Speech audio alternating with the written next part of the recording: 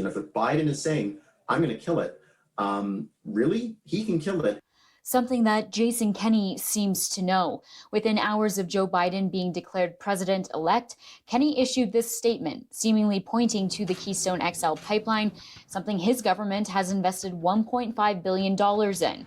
In part, it reads, U.S. energy security is dependent on Alberta as the United States' largest source of oil imports.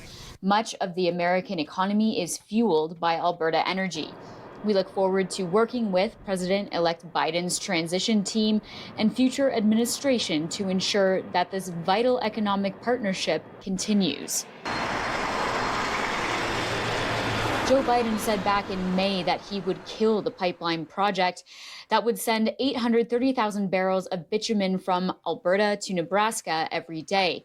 City News reached out to TC Energy, who owns the pipeline, but did not hear back in time for broadcast.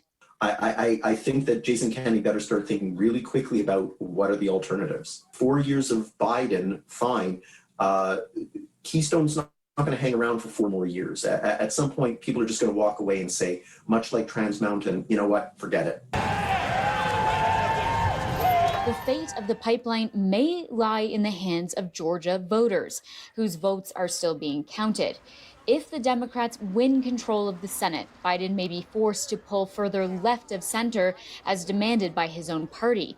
If the Republicans win, the opposite may be true, according to experts. And so weird as it might sound, Canada might almost be hoping for divided government in the U.S. as a way to try and secure energy policy, which of course is hugely important to Alberta. NDP leader Rachel Notley also acknowledged Keystone XL in her congratulatory remarks, saying it was too early to determine what will happen, but that Kenney needs to address climate change to position the province in the best way possible. But the one thing Lander says Albertans need to have is patience. It could be months or longer before things return to some kind of normal between Canada and the U.S.